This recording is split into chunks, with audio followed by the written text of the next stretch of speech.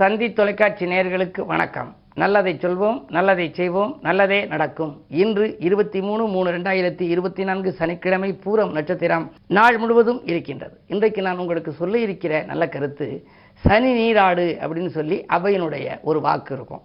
இன்றைக்கு சனிக்கிழமை. இன்னைக்கு சனிக்கிழமை நீராடுகிற பொழுது எண்ணெய் தேய்த்து குளிங்கன்னு சொல்லுவாங்க. கிராமப்புறங்களில் இன்னைக்கு சனிக்கிழமை எண்ணெய் தேய்ச்சி குளிடா அப்படின்னு ஆண் குழந்தைகளை சொல்லுவாங்க. ஆண்கள் எண்ணெய் தேய்ச்சி குளிக்கிறது சனிக்கிழமை குளிச்சா உடலுக்கும் குளிர்ச்சியாக இருக்கும், உள்ளமும் நலமாக இருக்கும்னு ஒரு நம்பிக்கை. பெண்கள் வெள்ளிக்கிழமை எண்ணெய் தேய்ச்சி குளிப்பாங்க. அது கிராமப்புறங்கள்ல இங்கே பார்த்துருக்கான். அதாவது இந்த குளிக்கிற நல்லெண்ணெய் தேய்ச்சி குளிக்கிறோம் இல்லையா, அது உடல் உஷ்ணம் தீர குளிக்கிறது இந்த நல்லெண்ணெய். எல்லா எண்ணெய்களிலும் நல்ல எண்ணெய்ங்கிறதுனால தான் அந்த எண்ணெயை நல்ல எண்ணெய், நல்லெண்ணெய் அப்படின்னு சொல்லி வச்சுருக்காங்க. ஆனால் அதுக்கு தலையில் நம்ம எண்ணெய் தடவிக்கிற பொழுது மினுக்காக தடவக்கூடாதான், நல்லா அழுத்தி தடவணுமா. மினுக்கு எண்ணெய் மேனிக்கு ஆகாதுன்னு ஒரு பழமொழி உண்டு. அப்படிப்பட்ட அந்த எண்ணெய் தேய்த்து குளிக்கிறது, இன்றைக்கு சனிக்கிழமை எண்ணெய் தேய்ச்சி குளித்தா உடலுடைய உஷ்ணம் சூடு குறையும் அப்படிம்பாங்க. நம்ம இப்போவெல்லாம் தீபாவளிக்கு தான் எண்ணெய் தேய்ச்சி குளிக்கிறது. பல பேர் பார்த்தீங்கன்னா தினம் சோப்பு சாம்பு போடுறாங்க. தீபாவளி அன்னைக்கு மட்டும் எண்ணெய் தேய்ச்சி குளிப்பாங்க. இந்த நல்லெண்ணெய் தேய்ச்சி குளிக்கிற போது அதில் வெற்றிலை கொஞ்சம் ஒரு வெற்றிலையை கிள்ளி போடணும். அதுக்கு பிறகு மிளகு 2-3 போட்டு லேசாக இளஞ்சூடு வச்சு அதை தேய்ச்சி குளித்தோம் அப்படின்னா உடல் ஆரோக்கியமாக இருக்குமா, நல்ல குளிர்ச்சியாக இருக்கும்.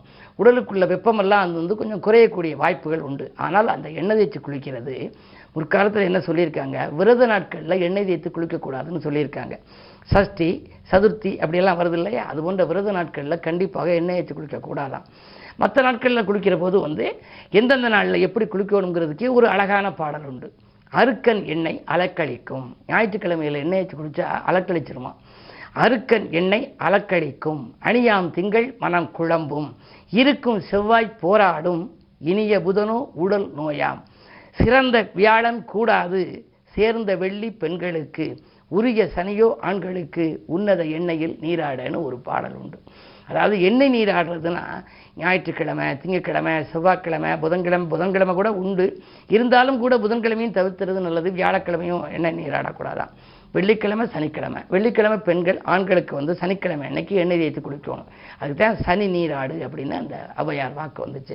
இப்படிப்பட்ட அந்த நம்ம எண்ணெய் தேய்த்து குளிக்கிறது நம்முடைய உடல் நல்ல நலம் பெறுவதற்கு ஏராளமான கருத்துக்களை முன்னோர்கள் பதித்து வைத்திருக்கின்றார்கள். அது கருத்தாகவும் இருக்கிறது, கவிதையாகவும் இருக்கிறது.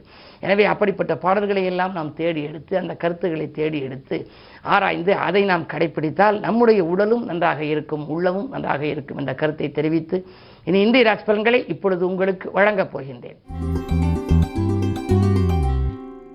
மேசராசி நேயர்களே, நல்ல காரியம் இல்லத்தில் நடைபெறுகின்ற நாள் இந்த நாள். இன்று நாடு மாற்றங்கள் பற்றியும் வீடு மாற்றங்கள் பற்றியும் நீங்கள் சிந்திப்பீர்கள்.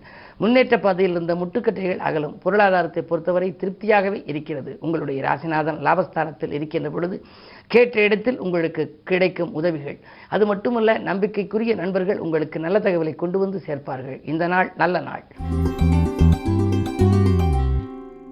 ரிஷபராசி நேயர்களே, உங்களுக்கெல்லாம் உறவினர்களின் உதவி கிடைத்து மகிழும் நாள். உள்ளம் மகிழும் சம்பவம் இல்லத்திலே நடைபெறப் போகிறது. கல்யாணம் போன்ற சுபகாரியங்கள் நடைபெறுவதற்கான அறிகுறிகள் தென்படும். அது மட்டுமல்ல, உத்தியோகத்தில் உள்ளவர்கள் அதிலிருந்து திடீரென விலகக்கூடிய சூழல் கூட உண்டு. ஏனென்றால் 10ஆம் இடத்திலே செவ்வாய் சனி சேர்க்கை. தொழிலில் உங்களுக்கு பக்கபலமாக இருந்தவர்கள் உங்களை விட்டு விலகலாம். சுயதொழில் செய்பவர்கள் தன்னுடைய கூட்டாளிகளை கொஞ்சம் அனுசரித்து வைத்துக் கொள்ள வேண்டும். இல்லை என்றால் அவர்கள் நாங்கள் விலகிக் கொள்கிறோம் என்று அச்சுறுத்துவார்கள். அப்படிப்பட்ட சூழ்நிலை இன்று அமையாமல் இருக்க வேண்டுமானால் இன்று கிழமை சனிக்கிழமை என்பதனாலே சனி பகவானை நீங்கள் வழிபடுவது நல்லது. மிதுன ராசி நேயர்களே, உங்களுக்கெல்லாம் இன்று வருமானம் திருப்தி தருகின்ற நாள். வாழ்க்கை தேவைகளை பூர்த்தி செய்து கொள்ள நீங்கள் முன் வருவீர்கள். வள்ளல்களின் ஒத்துழைப்பும் கிடைக்கும். அது மட்டுமல்ல, நீங்கள் கேட்ட இடத்திலும் உங்களுக்கு உதவிகள் கிடைக்கும். 10ஆம் இடத்திலே ராகு இருப்பதால் தொழில் முன்னேற்றம் உண்டு, உத்தியோக முன்னேற்றம் உண்டு. தொழில்நுட்ப ரகசியங்களை மட்டும் யாரிடமும் நீங்கள் பகிர்ந்து கொள்ள வேண்டாம். உத்தியோகத்தில் உள்ளவர்களுக்கு வேலைப்பழுவின் காரணமாக நீங்கள் இதில் இருந்து விடுபடுவோமா என்று நினைக்கின்ற பொழுது ஊதிய உயர்வு தருவதாக சொல்லி கூட மேலதிகாரிகள் உங்களுக்கு நல்ல கருத்துக்களை எடுத்துச் சொல்வார்கள். எனவே என்ன இருந்தாலும் இந்த நாள் உங்களுக்கு இனிய நாளாக அமைய சனிக்கிழமை என்பதனாலே சனி பகவானை நீங்கள் வழிபடுவதே நல்லது. கடகராசி நேயர்களே, உங்களுக்கு அஷ்டமத்து சனியின் ஆதிக்கம் அதிகமாகவே இருக்கின்றது. எது செய்தாலும் நீங்கள் சிந்தித்து செயல்பட வேண்டும். சிறப்பான வாழ்க்கை அமைய வேண்டுமானால், சந்தித்த நண்பர்களால் சங்கடங்கள் உங்களுக்கு ஏற்படாமல் இருக்க வேண்டுமானால் அதிகாலையிலேயே நீங்கள் ஆணைமிகு பெருமானை வழிபட்டு ஏதாவது நீங்கள் அர்ச்சனைகள் செய்து அதன் பின்னர் உங்களுடைய காரியங்களை தொடங்கினால் நல்லது நடக்கும். அதே நேரத்தில் உடன்பிறப்புகள் உங்களுக்கு எதிரியாகலாம், உடன் இருப்பவர்கள் உங்களுக்கு எதிரியாகலாம். வாகனங்களில் செல்லும் பொழுது மிக மிக மிக கவனம் தேவை. ஒரு சிலருக்கு பயணங்களால் சில பிரச்சனைகளும் வரலாம், விரயங்களும் ஏற்படும். இந்த நாளை நீங்கள் இனிய நாளாக அமைத்துக்கொள்ள நிதானத்தை கடைபிடிப்பதே நல்லது. சிம்மராசி நேயர்களே, உங்களுக்கு விரையாதிபதி சந்திரன் உங்கள் ராசியில் இருக்கின்ற பொழுது விரயங்கள் அதிகமாக இருக்கும். கட்டுப்படாத அளவுக்கு விரயங்கள் இருக்கிறதே என்று கவலைப்படுவீர்கள். வரவு வந்த மறுநிமிடமே செலவாகலாம். தொழில் வளம் சிறப்பாக இருந்தாலும் தொல்லை தரும் எதிரிகளின் பலமும் மேலோங்கி இருக்கின்றது. போட்டிக்கடை வைத்தவர்களின் எண்ணிக்கை அதிகரிக்கும். திருமண முயற்சிகளில் 1-2 கை நழுவி செல்லலாம். எனவே கவலைகளை அதிகம் சந்திக்காமல் இருக்க வேண்டுமானால் பெருமாள் வழிபாட்டை மேற்கொள்வது நல்லது. கன்னிராசி நேயர்களே, ஜென்மத்தில் கேது இருக்கின்றார். ஆன்மீக நாட்டம் அதிகரிக்கும். நேற்றைய பிரச்சனை இன்று நல்ல முடிவுக்கு வரும். நினைத்த காரியத்தை நினைத்த நேரத்தில் நீங்கள் செய்து முடிப்பீர்கள். புதன் நீச்சம் பெற்று 7லே இருப்பது ஒரு வழிக்கு நன்மைதான். கேந்திராதிபத்தியை தோஷம் பெற்ற கிரகம் ராசிநாதனாக இருந்தாலும் ஆரோக்கிய தொல்லைகளை வேண்டுமானால் கொடுக்கலாமே தவிர மற்றபடி உங்களுக்கு தொழில் என்ற பாதிப்புகளையும் கொடுக்கக்கூடாது. அதே நேரத்திலே பொருளாதாரமும் உங்களுக்கு நிறைவாகவே இருக்கும். புதிய நண்பர்கள் வந்திணைந்து பொருளாதாரத்தை பெருக்கிக் கொடுக்க வழிகாட்டுவார்கள். அரசியல் களத்தில் இருப்பவர்களுக்கு நல்ல ஒரு தகவல் கிடைக்கப் போகிறது. துலாம் ராசி நேயர்களே, உங்களுக்கெல்லாம் விலகிச் சென்ற சொந்தங்கள் விரும்பி வந்து சேரும் நாள். இன்று வீண் விவாதங்களை தவிர்ப்பது நல்லது. வியாழனுடைய பார்வை இருப்பதனாலே நீங்கள் காரியங்கள் உங்களுக்கு வெற்றி பெற்றுவிடும் என்றாலும் அதிகார பதவியில் உள்ளவர்களின் ஆதரவு கிடைக்க வேண்டுமானால் அவர்களை பகைத்துக் கொள்ளக்கூடாது. அது மட்டுமல்ல, வாங்கல் கொடுக்கல்கள் உங்களுக்கு சரள நிலையில் இருக்கும் என்றாலும் மாலை நேரத்துக்கு மேல் ஒரு சில ஏமாற்றங்களையும் உங்களுக்கு சந்திக்க நேரிடும். தூர தேசத்திலிருந்து வருகின்ற செய்திகளை நம்பி நீங்கள் எதுவும் செய்ய இயலாமல் போகலாம். இன்று சனிக்கிழமை என்பதனாலே, சனி 5ஆம் இடத்தில் இருப்பதனாலே பிள்ளைகள் வழியிலும் கொஞ்சம் பிரச்சனைகள் தலைதூக்கும். கவனம் தேவை.